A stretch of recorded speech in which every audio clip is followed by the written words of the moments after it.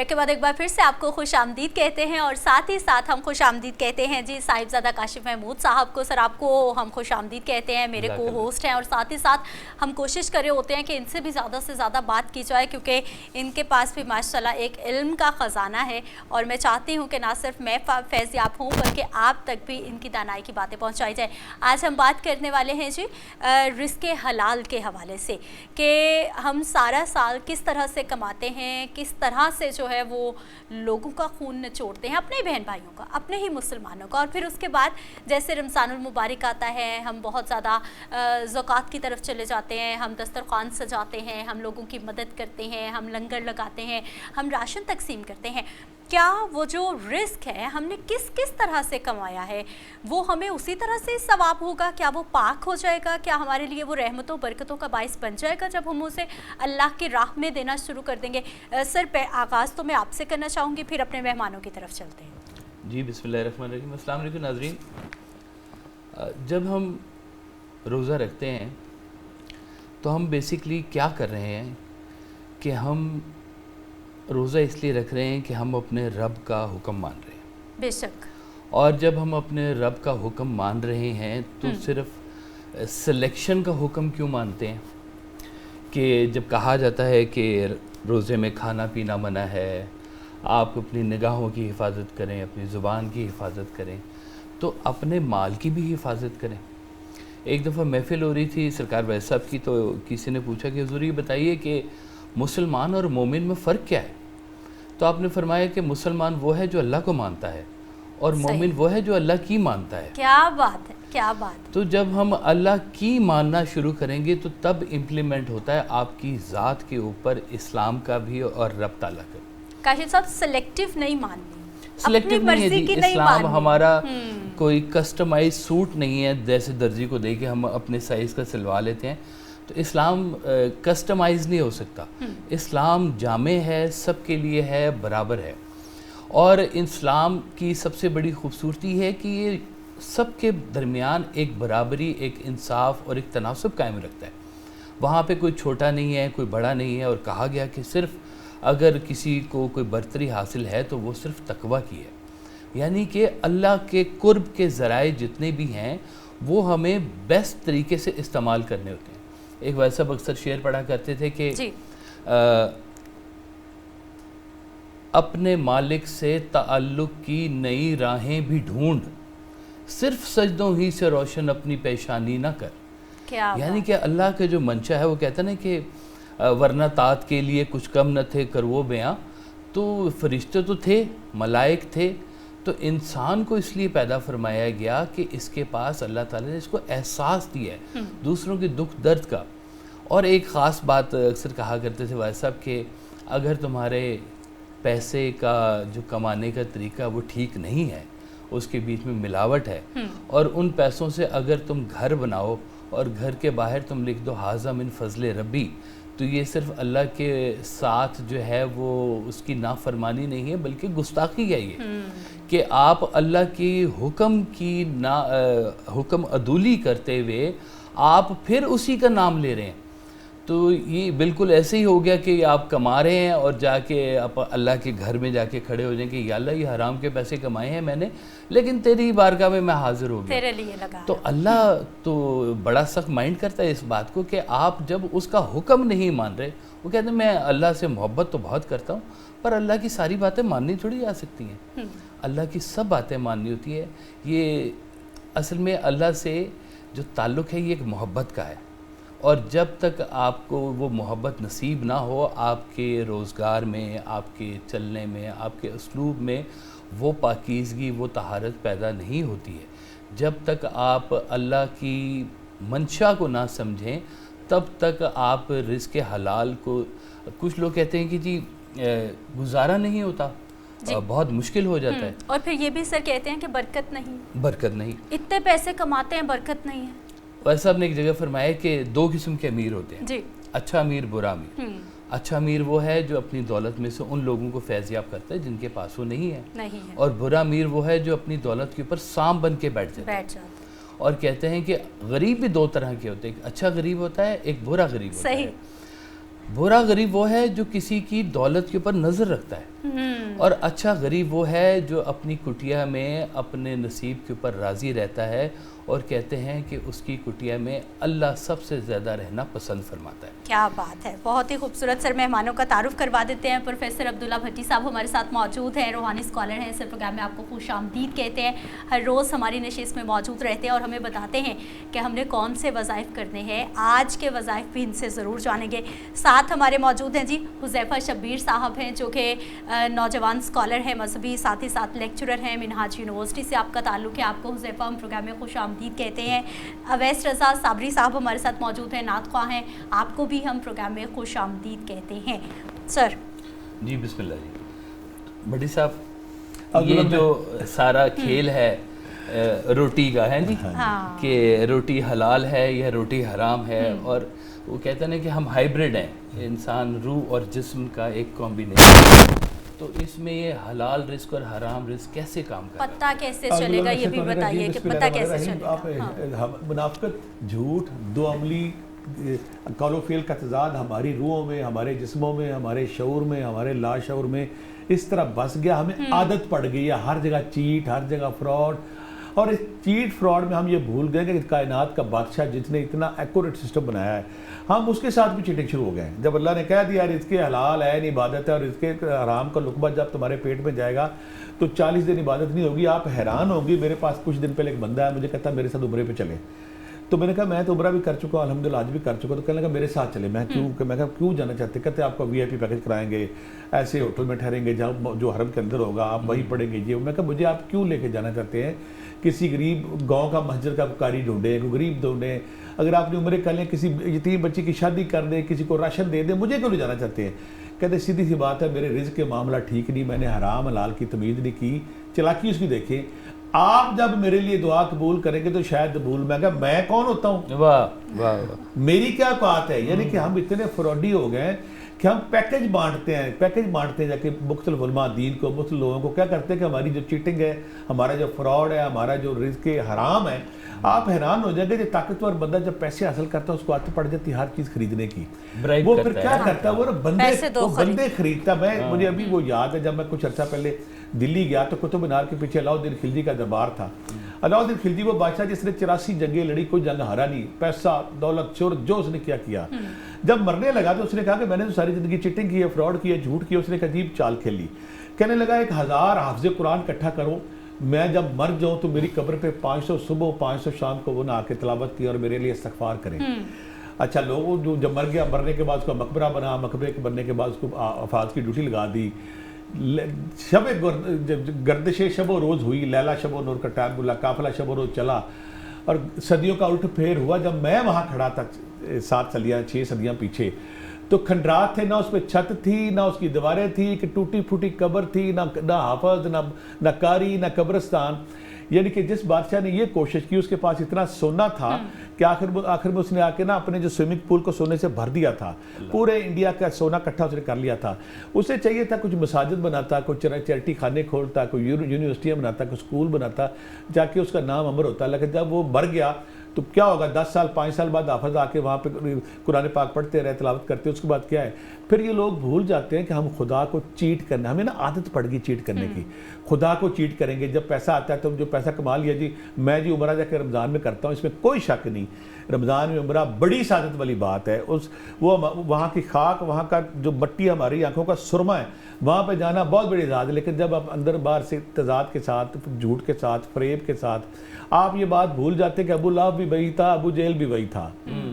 اگر وہاں پہ جانا ہی اتنی سعادت، اس میں کوئی شک نہیں سعادت ہے، لیکن اگر آپ ایمانی حرارت سے محروم ہے، آپ کے اندر ایمان نہیں ہے، آپ کے اندر نیت نہیں ہے، آپ کے اندر خلوص نہیں ہے، آپ کے اندر تضاد ہے، تو پھر جتنے مرضی حج کر لیں، جتنے مرضی عمرے کر لیں، آپ کی عبادت وہی قبول اگر آپ نے یہاں پہ حلال کمایا، یہاں پہ سجدہ رکھا، تو سجدہ جب آپ زمین پہ رکھے گا، آسمان پہ اللہ کے فرشتے بتائیں گے تیرا نیک بندہ سجدے میں۔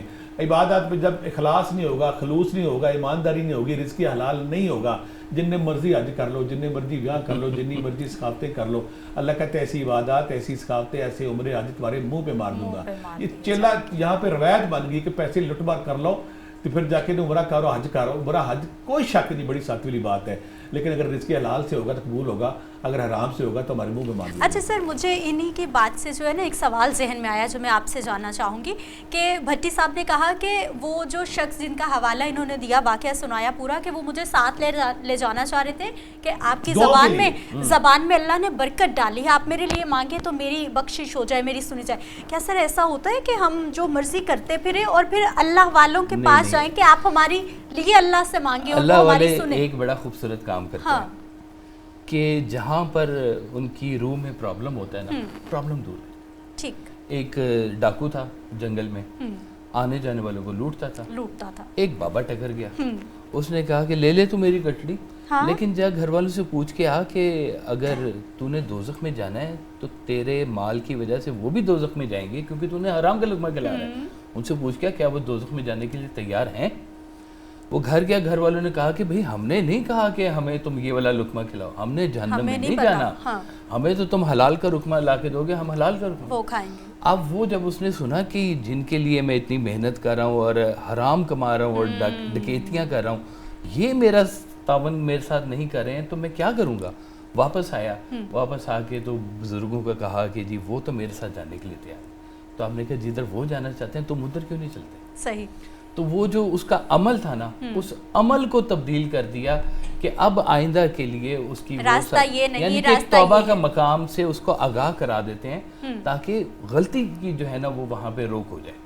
اصل میں ہمارے جو امیر طبقہ پاکستان, ان کو عادت پڑ جاتی پیسے کے زور پہ ہر چیز خریدنے کی. جی ہاں, جب پیسہ آتا ہے وہ کہتے ہیں ہم نے عمرہ بھی خریدنا, ہم نے حج بھی خریدنا, ہم نے مولوی بھی خریدنا, ہم نے پیر بھی خریدنا, ہم نے فقیر بھی خریدنا, ہم نے دعا بھی خریدنی ہے. وہ یہ بھول جاتے ہیں کہ رب ذوالجلال ہمارے ظاہر باطن سے واقف ہے, ہمارے دماغ کے اندر وہ جو خیال ابھی تک نہیں آیا وہ اس سے بھی واقف ہے. ہمیں اخلاص لانا چاہیے, نیت لانی چاہیے, اور نیت کے بعد رزق حلال کمانا ہے. اگر رزق حلال نہیں کمائیں گے, جتنے مرضی حج کر لو, جتنی مرضی زکاتہ دے لو, جتنے مرضی عمرے کر لو, یہ سب طرح رہ جائیں گے. اچھا حذیفہ شبیر, آپ کی طرف آنا چاہوں گی, اسپیشلی اگر آپ کیونکہ ینگ مین ہیں, نوجوان ہیں, ہمارے نوجوانوں کو بہت جلدی ہے سب کچھ حاصل کرنے میں, وہ فیئر انفیئر مینز ہم لوگ نہیں دیکھ رہے. کس طرح سے ہم نوجوانوں کو سمجھا سکتے ہیں کہ وہ جو ٹارگٹ ہے وہ صرف پیسہ ہے. ایک جو کہتا ہے نا کہ آج کل کی کامیابی کا جو معیار اگر سیٹ کیا گیا ہے تو سر عزت کا معیار بھی تو پیسہ ہی پیسہ اور پاور یہیں پر ہی ہو گیا ہو کے رہ گیا. بسم اللہ الرحمن الرحیم. First of all thank you so much کہ آپ نے یہ انوائٹ کیا, اور سیکنڈلی جو آپ نے کویشچن کیا, اور بہت ہی امپورٹنٹ کویشچن کہ آپ نے اس نوجوان نسل کو ٹارگٹ کیا ہے کہ جو دنیاوی آلات میں مادیت میں گم ہو چکی ہے, اور اتنی گم ہو چکی ہے کہ ہم نے حلال اور حرام کو پیچھے چھوڑ کر فیم کے لیے, کہ وہ نہیں ہم سوچ رہے کہ وہ حلال ذریعے سے آ رہی ہے یا حرام سے آ رہی ہے, نو میٹر. اور اس پر آقا دو جہاں صلی اللہ علیہ وآلہ وسلم کی ایک روایت بھی ہے کہ ایک وقت ایسا آئے گا کہ لوگ بھول جائیں گے کہ مال جو ہے وہ کہاں سے آ رہا ہے. تو ہماری نوجوان نسل کو راہ راست پر کیسے لایا جائے, اس کا طریقہ وہی ہے جو ہمیشہ نسلوں سے چلتا آ رہا ہے.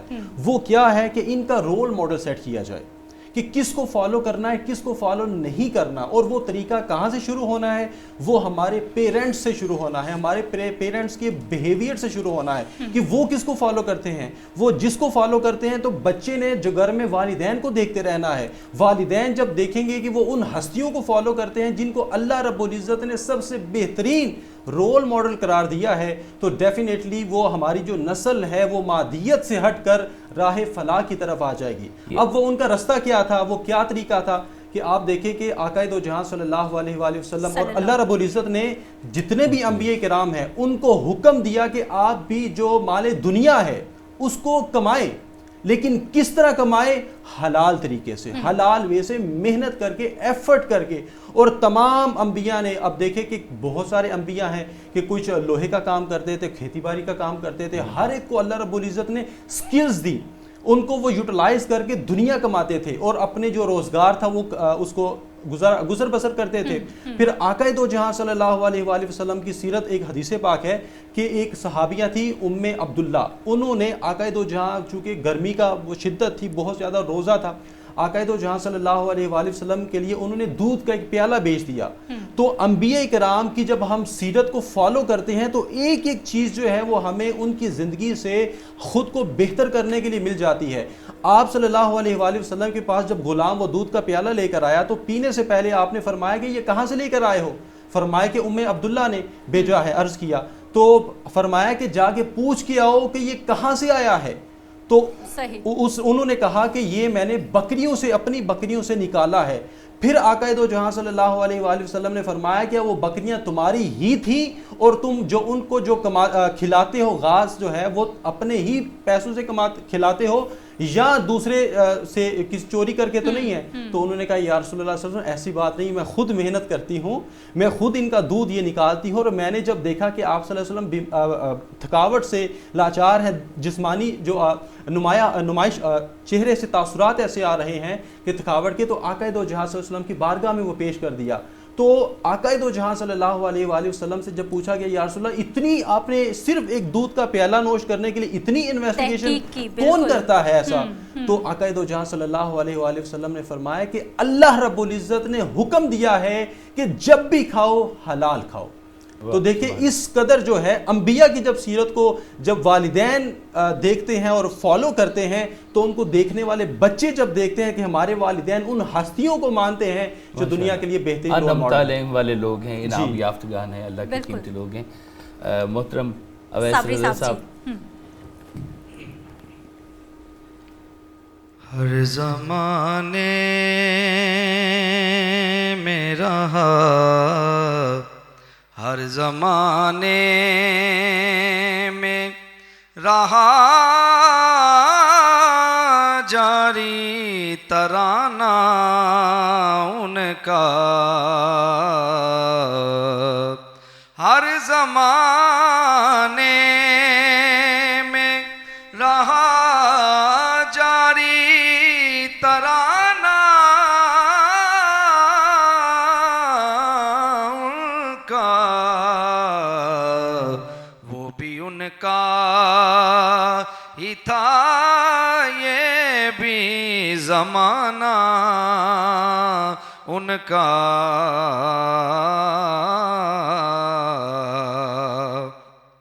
मैं तो हसनैन करीमैन का दीवाना हूँ, मैं तो हसनैन करीमैन का दीवाना हूँ। मुझ पे राज़ी ही रहे हश्र में नाना उनका, मुझ पे राज़ी मेरे आबा के भी आबा थे, इसी दर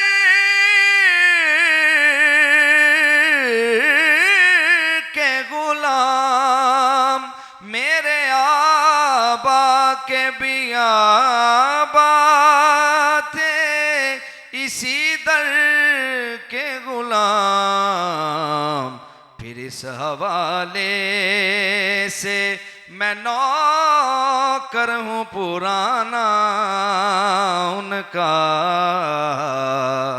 वक्त आने पे हर एक चीज लुटा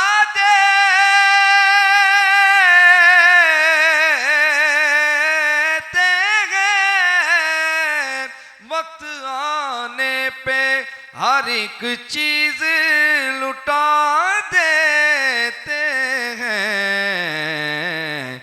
मुनफरिद है ये घरानों में घराना उनका, रूठ जाता है खुदा जिसे वो रूठे ना से। हमको है काश, हमको है काश के आ जाए मनाना उनका, वो भी उन کا ہی تھا یہ بھی زمانہ ان کا. سبحان اللہ سبحان اللہ. بہت خوب. عبداللہ بھٹی صاحب آج کا وظیفہ ذرا ہمیں بتا دیجئے کہ آج کی رحمت بہت سارے لوگ نا کیا پڑھ کے جب رزق حلال کی بات کرتے ہیں تو وہ جو غیر فکری طریقے ڈھونڈتے ہیں, غیر مناسب طریقے ڈھونڈتے ہیں, ادھر ادھر سے پیسے جی چالیں ایسی چلتے ہیں کہ ہم نا زیادہ پیسہ اکٹھا کر لیں. تو کیوں نہ ایسا وظیفہ بتا دیا کہ اللہ تعالیٰ جائز رستوں سے, اللہ تعالیٰ علم غیب کے راستوں سے آپ کے دروازے کھولے, بند دروازے آپ کھولے, بند تالے آپ کھولے اور آپ پہ رزق کی بارش ہو جائے. یعنی کہ وہ سارے دیکھنے والے جو چاہتے ہیں کہ رزق کی حلال ملے, بے تاشا ملے, کروڑ پتی ہو جائے, ارب پتی ہو جائیں. یہ تو میرا خیال ہے لوگوں کا فیوریٹ وظیفہ ہونے والا ہے, کیونکہ سب کو آج کل یہی چاہیے. قرآن پاک کی طرف جاتے ہیں کہ اللہ تعالیٰ قرآن پاک میں رزق کے والے سے کیا فرماتے ہیں. قرآن پاک میں اللہ تعالیٰ نے حضرت نوح علیہ السلام سے بڑی پیاری بات کی. نوح علیہ السلام سے کہتے ہیں نوح علیہ السلام اپنے لوگوں سے کہو کہ استغفار کریں. جب وہ استغفار کریں گے, معافی مانگیں گے, تو میں آسمان سے موسلادھار بارش برساؤں گا. جب موسلادھار بارش برسے گی تمہارے مال میں, تمہارے اموال میں, تمہارے مال میں, تمہاری اولاد میں برکت آئے گی. تو طریقہ کیا بنا یہاں پہ کہ اللہ تعالیٰ نے وہ نسخہ, وہ چابی, وہ تالا خود ہی میں بتا دیا ہے. جو بندہ خلوص نیت سے استغفار کرتا ہے, معافی مانگتا اللہ سے. معافی کی بات میں یہاں ایک اور بات, حضرت موسیٰ علیہ السلام کا دور تھا, بارش نہیں ہو رہی تھی, تو اللہ نے کہا کہ تم حضرت موسیٰ علیہ السلام 50-70 ہزار اپنے صحابہ کو لے کر نا میدان میں آ گئے. تو جب دعا مانگ رہے تھے, جبرائیل اوپر سے آ گئے. جبرائیل کہنے لگا کہ ہاں جی میں دعا مانگ رہا بارش ہو جائے. جبرائیل کہتا ہے تمہارے اس مجمع میں ایک ایسا بندہ ہے جس کی وجہ سے بارش نہیں ہو رہی, تم اعلان کرو یہاں پہ کہ جب تک وہ بندہ اس مجمع سے باہر نہیں نکلے گا میں بارش نہیں برساؤں گا. موسیٰ علیہ السلام نے اعلان کر دیا کہ ہمارے اس مجمع میں ایک ایسا بندہ بیٹھا ہے جو رب کا نافرمان ہے, رب اس سے ناراض ہے, اور اس کی ناراضگی کی وجہ سے بارش نہیں ہو رہی, لہٰذا اٹھ کے چلا جائے. جس بندے کو پتا تھا کہ میں بندہ ہوں, اس کو جب پتا چلا کہ میں بندہ ہوں اور میں جاؤں گا تو میں رسوا ہو جاؤں گا, میں بدنام ہو جاؤں گا, اسی وقت اس کی آنکھوں سے آنسو جاری ہو رکھے لگا, اللہ میاں تو نے ساری عمر میرا پردہ رکھا ہے, میں معافی مانگتا ہوں, تیرے سامنے اقرار کرتا ہوں کہ میں دوبارہ غلطی نہیں کروں گا. جب وہ یہ کر رہا تھا بارش شروع ہو گئی. موسیٰ علیہ السلام حیران ہو کہ اللہ میاں یہ کیا بات ہوئی کہ بندہ ابھی باہر نہیں گیا, بارش برسنی شروع ہو گئی ہے. تو اللہ نے کہا کہ موسیٰ علیہ السلام, وہ بندہ جس نے معافی مانگی تھی, اس نے میرے سے یہ بھی کہا تھا کہ تو میرے پردے ڈالنے والا ہے, تو میں ساری عمر اگر آپ نے میرا پردہ رکھا تو آج بھی نہ رکھے. ہم اگر چاہتے ہیں کہ ہماری عبادات قبول ہو جائیں, پہلا کام یہ کرنا ہے کہ استغفر اللہ کو قبول, اللہ پسند. اللہ نے فارمولہ دیا نوح علیہ السلام سورہ نوح میں. دوسرا کام کرنا ہے, وہ لوگ جو چاہتے ہیں کہ ہمیں غیب سے رزق ملے, بے تاشا ملے, وہ بھی قرآن سے لیتے ہیں. 28واں پارہ سورہ طلاق, دوسری اور تیسری آیت میں اللہ تعالیٰ کہتا ہے وَمَن يَتَّقِ اللَّهَ يَجْعَلْ سے شروع ہوگی اور شیء نقدرہ پہ ختم ہوگی. اللہ تعالیٰ یہاں ترجمہ میں بتا, اللہ تعالیٰ کہتا ہے جو ہم پہ توکل کرے گا ہم اس کو بے شمار رزق وہاں سے دیں گے جہاں سے تمہیں گمان بھی نہ ہو. کون کہہ رہا ہے؟ رب, بادشاہ اس کائنات کا. اور ہم جو کہہ دیتے ہیں پھر اسے پورا کرتے ہیں. 2 آیتیں وَمَن يَتَّقِ اللَّهَ سے شروع ہوگی, شیء نقدرہ پہ ختم ہوگی. آپ نے اگر چاہتے ہیں کہ آپ کے پاس رزق کا ڈھیر لگ جائیں, دروازے بند ہیں, رکے ہوئے پیسے آ جائیں, پھنسے ہوئے پیسے آ جائیں, تو آپ نے یہ دوسری اور تیسری آیت جو وَمَن يَتَّقِ اللَّهَ سے شروع ہوگی, شیء نقدرہ پہ ختم ہوگی, ہر نماز کے بعد 10 بار. کچھ لوگ کہتے ہیں میں نے زیادہ پڑھنی ہے, عشاء کے بعد 110 بار, 313 بار. میری زندگی میں وہ لوگ جن کے کروڑوں کے بانڈ لگے, جن کے بالکل اربپتی بن گئے, 200 کنال کے فارم ہاؤس ہے, لیموزین گاڑیاں ہیں, انہوں نے کیا کیا, 1000 بار انہوں نے یہ وظیفہ ڈیلی کیا. 11 دفعہ دروشی پہلے, 11 دفعہ دروشی بعد میں, 1000 دفعہ پڑھا. اور دن میں کہ جو لوگ کہتے ہیں ہم یہ سارا نہیں کر سکتے, آسان فارمولہ ہے, یا رزاق ہو یا باسط ہو 500 بار, یا غنی ہو یا مغنی ہو 500 بار. استغفار پڑھیں, یا رزاق ہو یا باسط ہو پڑھیں, یا غنی ہو یا مغنی پڑھیں. اگلے رمضان سے پہلے آپ کے پاس پیسوں کی بارش ہوگی, رزق حلال ہوگا, آپ خود بھی جائے کریں گے, لوگ بھی جائے کریں گے. ماشاءاللہ بہت خوبصورت. اب کاشف صاحب ہمیں یہ بتائیے, اب جیسے عبداللہ صاحب وظائف بتاتے ہیں, میرے ذہن میں تو سوالات آنا شروع ہو جاتے ہیں کہ دیکھنے والے یہ سوچ رہے ہیں کہ اب جو ہم نے کما لیا ہے, وہ جس طرح سے بھی کما لیا, اب اس کا کیا کریں؟ مطلب سب کو چھوڑ دیں, سائٹ پہ کر دیں, صفر سے دوبارہ سے شروع, کیا کریں سر اس کا؟ دیکھیں سرکار ویسے کہا کرتے تھے کہ غلط رستے کے پیسے غلط رستے میں واپس چھوڑ کے چلے جاؤ. ٹھیک. ایک بندہ تھا, اس نے کہا کہ حضور میں سرکاری تھا, بہت پیسے کمائے, اب ریٹائر ہو چکا ہوں, پتہ نہیں پیسے کہاں سے کس سے لیے تھے, واپس بھی نہیں کر سکتا, اب میرے پاس پیسے ہیں, مجھے بتائیں میں کیا کروں اس کا. صحیح. تو آپ نے کہا کہ تم نے پیسے کا کیا کیا؟ میں نے کہا جی میں نے نا ایک ڈپارٹمنٹل سٹور بنایا ہے. ٹھیک. تو آپ نے کہا اس ڈپارٹمنٹ سٹور کا نا ایک حصہ مختص کر دو غریبوں کے لیے. اس انکم کو تم نے ہاتھ نہیں لگانا، اللہ کے ساتھ دوبارہ ایک کاروبار شروع کرو۔ اللہ تو اتنا رحم فرمانے والا ہے کہ جب آپ صدق کے دل سے اس کے ساتھ توبہ کرتے ہیں وہ دوبارہ آپ سے کنیکشن جوڑ لیتا ہے۔ آپ کہتے تھے کہ حالت گناہ میں نہ مرنا، حالت توبہ میں مر جاؤ شاید قبول ہو جاؤ۔ اس کو میں بات کو آگے بڑھاؤں گا سر کی۔ کچھ لوگ کہتے ہیں کہ پیسہ آ گیا، رزق آ گیا، اب اللہ کی یہ نوازشات جاری رہیں تو ہم کیا کریں؟ قرآن پاک کی طرف اللہ تعالیٰ فرماتا ہے کہ جب میں تم پہ انعامات دیتا ہوں تو یہ انعامات لوگوں میں بانٹو، جتنا بانٹو گے، اگر جتنا میرا شکر ادا کرو گے میں اتنا اور دوں گا۔ ایک بات ہے، ہم ڈاکیے ہیں رب کے، یہ سارے دیکھ لیں، اللہ ہمیں ڈاک دیتا ہے، جو ڈاکیا اس ڈاک کو اچھے لوگوں میں تقسیم کرتا ہے رب اور ڈاک دیتا ہے، انعامات کی شکل میں، صحت کی شکل میں، پیسے کی شکل میں، شہرت کی شکل میں، مقدر کی شکل میں۔ اگر ہم ڈاک کو روک لیں تو گورنمنٹ کیا کہتی ہے، یہ ڈاکیا اچھا نہیں، اس کو معطل کرو، نیا ڈاکیا لے کے آؤ۔ اگر آپ چاہتے ہیں کہ آپ کی رزق میں بارش ہوتی رہے، رزق کی، پیسے کی، شہرت کی، جو انعامات اللہ نے آپ کو دیے وہ لوگوں میں تقسیم کرے، بانٹے۔ تقسیم کرنے سے اللہ اور دیتا ہے، ڈاکیے کا رینک اور بڑھتا ہے۔ اللہ کہتا ہے یہ ڈاکیا بہت اچھا ہے، یہ ڈاک کو صحیح تقسیم کر رہا ہے، لہٰذا جب اگر آپ چاہتے ہیں کہ آپ کی ڈاک صحیح تقسیم ہوتی رہے اور انعام آتے رہے تو میکسیمم لوگوں میں بانٹتے رہیں۔ بہت خوبصورت بات۔ اور سر وہ کہتے ہیں نا کہ ٹھہرے ہوئے پانی میں بھی بو پڑ جاتی ہے، کہ وہ سرکولیشن ہوتی جائے، آپ کے پاس بھی جو پیسہ ہے سرکولیشن آف ویلتھ ہوتی رہے تو اس میں رحمت بھی رہے گی، برکت بھی رہے گی۔ بریک پہ چلتے ہیں، واپس آتے ہیں، مزید مہمانوں سے بات کریں۔